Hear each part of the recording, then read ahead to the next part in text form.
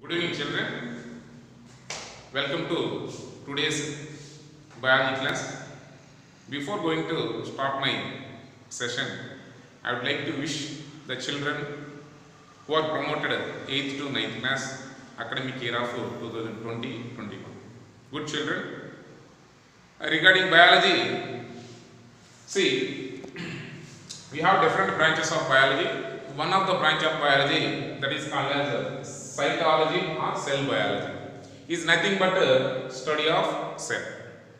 So regarding cytology or cell biology, already in 8th class itself, the first chapter, cell, the basic unit of life for all the living organisms. I mean that cell is the structural and the functional unit of the living organisms.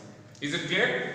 So about this chapter, already you have learned and completed the portion about cell structure. I mean that outline, sketch of plant cell and animal cell structure and discovery of the cell, history of the cell its size and shape. Next, unicellular and multicellular organisms differences also we are completed in the previous class. Apart from that, the lab activities like onion cells, I mean that onion is a plant cell, so it is nearly rectangular shaped cells. Next, human cheek cells, it is animal cell, these cells are nearly in a circular in shape. So these are the concerned side headings, subtopics which we are already completed in the 8th standard.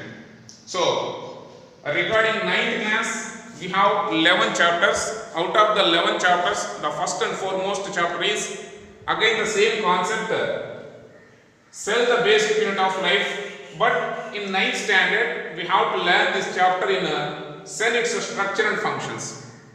Cell, its structure and functions. So in this 9th class, we have to enhance the concept of cell structure and functions. Is it clear? So what we learn in the 8th class, that we have to recall once before entering into that 9th class topic, cell, its structure and functions. So when we have to open the textbook in 9th class first page, they are given the first para. Already we learned this concept in the 8th standard. You have to recall this concept and we have to give some more examples. They are given some more fill in the blanks. So you have to add other examples as the one given above. I mean that these are the examples they are given. Now we have to answer these fill in the blanks. For example, 8th class they are given to the cell's diversity. So apart from that, already we learn about, for example, the smooth muscle cells, they are in a spindle shaped. So muscle cell, the smooth muscle may be in a spindle shaped in a structure like a fish. Next, nerve cell, it is a branched tree-like structure. Branched tree-like structure. Next, red blood cells, it is in a circular shaped or a dumbbell shaped in a structure. So red blood cells are like dumbbell shaped or circular in a shape. So these are the 3 more examples we have to add the given list in the first page of the textbook. So the discovery of cell, as we know that in 8th standard, that was began after the invention of the microscopes. So we have different types of microscopes now available. Those are simple microscope, simple magnifying microscope like invention by the Robert Hooke. Next, so according to these Robert Hooke, he has invented that dead cells.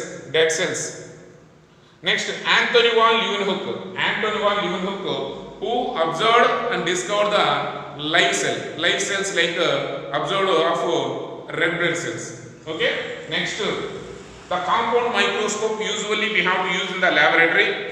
So when we have to observe the cell under the compound microscope, we can observe some more structures like nucleus and other cell organs. Next, the advanced microscope is electron microscope. So when we have to observe under the electronic microscope, we can find out the minute structures like the cell organelles which are floating on the cytoplasm. Is it clear, children?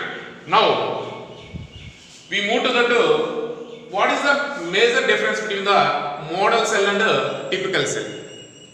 What is the difference between the model cell and the typical cell? Usually the model cell in the cell in the mean it is an imaginary cell.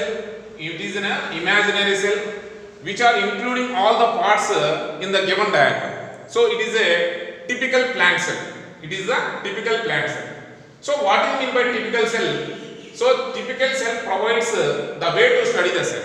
The typical cell provides how to study the cell, the way to study the cell. For example, this is a typical plant cell which consists of mainly two major parts. Those are called as the basic parts of the cell and the cell organelles. Basic parts of the cell and the cell organelles. Now we have to explain one by one. See, in typical plant cell we have four major components. Those are called as see, cell wall is present. Cell wall is present. This is the first and foremost layer. The second layer is called as plasma membrane.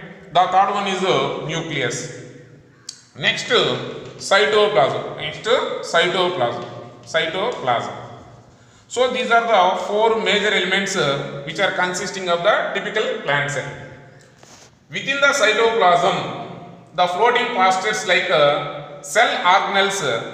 Cell organelles are floating in the cytoplasm. Those are the big vacuole is present. The big vacuole can pushes even nucleus to one corner of the cell. So this is the nucleus. It is the boss of the cell which can control and coordinate all the cell activities within the cell. Next one is mitochondria, which is also called as the powerhouse of the cell. Chloroplast is the kitchen of the cell. Next, plasma membrane or cell membrane. It is also called as a selectively permeable membrane. Next, ribosomes. These are called as protein manufacturers. Next, Golgi apparatus. Golgi apparatus. These are called as secretion sacs.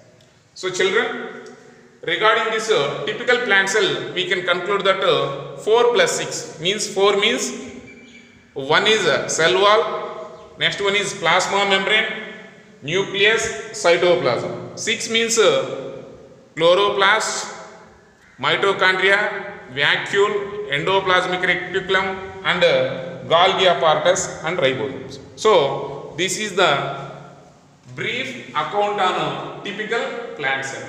Usually we have to take for example a plant cell. Every plant cell does not contain the chloroplast.